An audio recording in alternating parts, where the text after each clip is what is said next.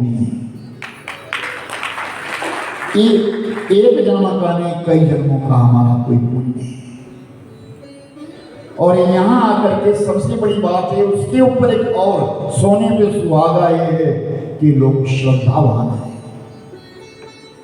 दयावान है,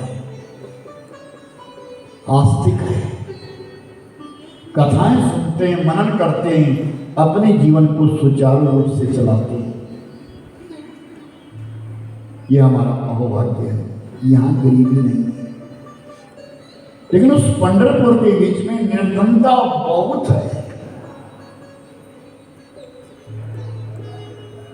संयोग ऐसा बना और रामका और बांका जब नौजवान नवयुवस्था को प्राप्त हुए तो संयोग से दोनों का विवाह करवा दिया गया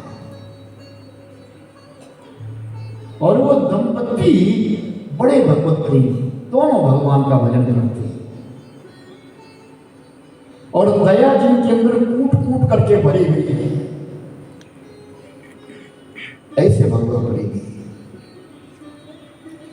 और रंका और बंका बड़े प्रेम से जहां चलते तो पति पत्नी दोनों चलते, जहां भी जाते दोनों प्रेम से जाते। आगे रंका चलता, पीछे बांका चलती, बड़े प्रेम से जाते दोनों। साधु संत कहीं मिल जाते तो पूरा दिन बीत जाता, वहीं बैठे बैठे दिन बीत जाता। पाइए जिसने साधु की संगति पाई, धन धन उसे की कमाई, धन धन उसे की कमाई, पाइए इसने साधु की संगति पाई। रंका कुमार कुमार, रंका बंका कुमार कुमार, सदनो जात कसाई, पाइए साधु की संगति पाइए जिसने साधु की संगति, धन धन उसे की कमाई, धन धन उसे की कमाई, पाइए जिसने साधु की संगति पाई। रंका और बंका और एक कुमार नामक कुमार और सदना कसाई, ये तीनों एक ही संपत्ति में हुए और तीनों का बड़ा सुंदर प्रसंग है। सब ध्यान से सुनना। नारद जी ने निष्कर्ष निकाल करके दिया इस कलयुग का कि इस कलयुग में भी कोई कम नहीं हुए, बहुत बड़े बड़े संत, सेवी संत। निर्धनता इतनी कूट कूट के भरी है, शाम की शाम नहीं है, सुबह की सुबह नहीं है। रंका और बंका लेकिन क्या करते, जंगल में जाते, लकड़ियां लेके आते, लेकिन सूखी सूखी लकड़ियां, हरे पेड़ को नहीं काटते, उसमें जीव ढूंढ रहे हैं। और है भी सही, इस कलयुग के बीच में जितने भी पेड़ हैं, याद रखना मेरे भाई बंधु, और द्वापर और त्रेता के बीच में वो सब ऋषि मुनि बन के आए थे। द्वापर में जिन्होंने गौओं का रूप धारण किया था वो ऋषि मुनि, त्रेता के बीच में जो ऋषि मुनि भगवान की सहायता के लिए बानर के रूप में गए थे, वो सब इस कलयुग के बीच में पेड़ पौधों के रूप में आए हैं, जो हमें दो प्रकार का फल देते हैं, एक छाया देते हैं और दूसरा फल देते हैं। इसलिए मैंने हर बार कथा में यहाँ कहा, बरसात का मौसम हो तो पौधा जरूर लगाओ, पेड़ जरूर लगाओ। इस धरती का श्रृंगार है वो। पेड़ लगाइए, फलदार लगाइए, छायादार लगाइए। आपके पास भूमि नहीं है, कोई बात नहीं, आप अपने गमले में कोई पौधा लगा दीजिए, बाहर कहीं भी जंगल में लगा दीजिए, पौधा लगाइए। कृपया मोबाइल बंद करिए अपना। नहीं, वो दोनों में क्या करें हैं जी? नहीं, रंका बंका तो मुझे याद है, पर मैंने बीच में कोई प्रसंग बताया। हाँ, तभी तो कहा छोटी सी बात के पीछे विस्मरण हो जाता है। मैं कथा एक नहीं करता, एक कथा के बीच में कई कथाएं ले आता, लेकिन आऊंगा वहीं लौट करके वहीं। पेड़ पौधा हमारे लिए सुख देता है, पर्यावरण को अच्छा बनाता है। और आंगन में, खलियान में, कहीं भी लगाइए पेड़ों की छाव। कितने पेड़ ऐसे जिनके ऊपर पक्षी घोंसले बना देते हैं,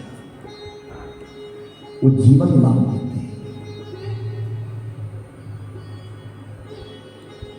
पत्ता पूछे पेड़ से, जे सुन रे तरुवर राय, अब के बिछुड़े कब मिलेंगे, जब दूर पड़ेंगे जाए। हवा चली, बड़ा पेड़ था, हवा चली और पत्ता जो है फड़फड़ाने लगा। तो वो पत्ता पूछता है, पेड़ से पूछता है, अरे वृक्ष, अब मैं गिर जाऊंगा, दूर पड़ जाऊंगा, कब मिलेंगे? अरे पत्ता कहे वृक्ष से, जे सुन रे तरुवर राय, अब के बिछुड़े कब मिलेंगे, जब दूर पड़ेंगे जाए। तो वो पेड़ कहता है, वृक्ष कहे पत्ते से, जे सुन रे पात सपाट, फिर मिलन की आस क्या, यहाँ लख आत लख जात।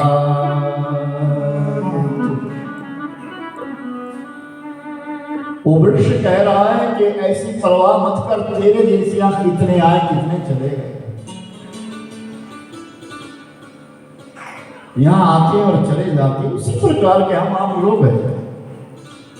ये पेड़ पौधे भी ऐसे हैं, अपना कर्म पूरा करके चले जाते हैं, सूख जाता है।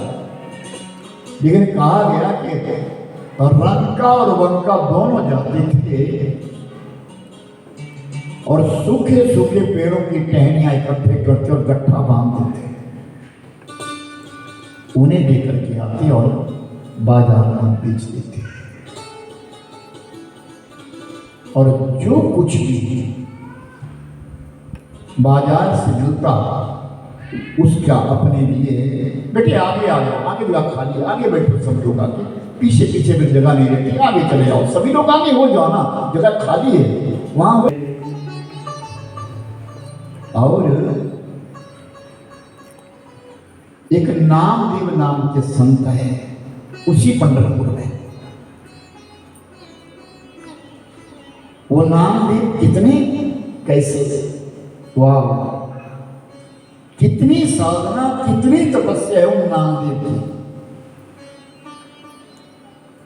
उसी पंढरपुर के कोने में एक बूढ़ी अम्मा रहती है, उसकी एक बेटा है, पोता है, बेटी की भी मौत हो गई है, बहू की भी मौत हो गई है, केवल पोता है उसके पास। वो वृद्ध मां है। उसने अपने जीवन में संकल्प लिया है कि मैं 1100 ब्राह्मणों को भोजन कराऊंगी, लेकिन पूरा जीवन बीत गया, 1100 ब्राह्मण के लिए भोजन की व्यवस्था नहीं हुई। इतनी गरीबी है, 1100 तो दूर, लेकिन 11 ब्राह्मणों को भी अपनी जिंदगी में भोजन नहीं करा सकती है। लेकिन मन के अंदर ये श्रद्धा है, बारंबार याद आता है, रोज याद करती है, मेरा संकल्प है कि मैंने 1100 ब्राह्मणों को भोजन देना। ये बात संत नामदेव के कानों में आई कि उस अम्मा का किया हुआ संकल्प अधूरा रह गया और अब जीवन की घड़ियां शेष है। एक दिन संत नामदेव चले आए और नामदेव ने आकर के प्रणाम किया अम्मा को। अम्मा, भूख लगी है, छुपाना है तो दे। बोले हाँ नाम, मैं अभी भोजन करने ही वाली थी, तू आ गया, चल मैं तुझे पहले खिलाता हूं। देखिए संतों की महिमा, पात्र नहीं है, भोजन करने को पात्र नहीं है। अम्मा ने अपने उस पोते से कहा, पुत्र से कहा, बेटा जा एक पत्ता तोड़ के ला, ताड़ का पत्थर तोड़ करके आ, बड़ा पत्ता होता है, और वो ताड़ का पत्ता लाया, नामदेव के आगे खा दिया। नाम, मैंने खिचड़ी बनाई है तो खाएगा ना? हाँ, अम्मा ने बड़े प्रेम से। और वो बूढ़ी अम्मा उठी और नामदेव के पास खिचड़ी परोस दी और कहा, यही है बस, इसी से अपना पेट भर लो। ठीक है, अपने आप चली गई अंदर। नामदेव ने भोजन प्रसादी ली, उस साधु ने भोजन लिया, प्रसादी ली, और वो बच्चा सामने बैठा है। बूढ़ी अम्मा ने अपने बालक से कहा, जा पत्ता उठा बाहर डाल दे। वो बालक गया और नामदेव के पास पत्ता उठाया, माँ ने हाथ धुलाने हैं, पत्ता उठा करके बाहर फेंक करके आया, और जब पानी लेकर के आया कि मैं हाथ धुलाऊंगा, तो क्या देखा, पत्ता तो वहीं है। उसने कहा, मैं तो भी पत्थर बाहर फेंक करके आया। हो सकता है मुझे कुछ गलती लगी हो। फिर पत्थर उठाई और बाहर फेंक करके आया, फिर पानी लेकर के आया, मैं हाथ धुलाऊंगा, फिर पत्थर आया, पत्थर नहीं। 5-6 पत्थर के लिए बाहर फेंक दी, लौट करके आ गया, पत्ता वहीं का वहीं है। वो थक गया तो बूढ़ी अम्मा से कहता, अम्मा ये जो साधु आए ना, जरा देख तो सही कौन है। बोली क्यों? इनकी जूठी पत्थर को मैं कई बार बाहर फेंक करके आ गया, वो पत्थर फिर इनके पास आ जाती है। अम्मा ने कहा, ऐसा कैसे? हाँ जा ना देख। और बूढ़ी अम्मा आई, बोले नाम ठहर, पहले तेरी पत्थर उठा। वो पत्थर उठाई, बाहर डाल करके आई और फिर पत्थर अंदर आए। मुंह के पास बैठ गई, सच बता तू कौन है? पाई रे जिसने साधु की संगत पाई, धन उसकी कमाई, पाई रे जिसने साधु की संगत पाई। अम्मा खिचड़ी खा रहा हूं मैं, खिचड़ी खाई है मैंने, हाथ धोने मैंने। तो बोले तो पानी लेके आई, बोले पत्थर तो उठा लो। बोले उठा ले। पत्थर उठाई, फिर पानी देने के लिए आई, हाथ धुलाती, फिर देखा पत्थर। सच बोल नामदेव क्या है? अम्मा, तूने 1100 ब्राह्मण का संकल्प किया। संत कहे गए हैं कि किसी सच्चे संत को, एक संत को भोजन कराने से 1100 ब्राह्मणों को भोजन कराने का पुण्य मिलता है। आज तेरा संकल्प पूरा हो गया और अम्मा समझ गई मेरे जीवन का संकल्प पूरा हो गया। वही नामदेव उस पंढरपुर में रह रहे, उनको दुख हुआ, रंग का और बात का निर्धन है, इनके कुछ नहीं। ये अपना जीवन यापन कैसे करें, इनके पास कुछ नहीं है। तो मेरे भाई बहन, आज नामदेव ने प्रार्थना करी भगवान शंकर के, प्रभु की प्रार्थना करी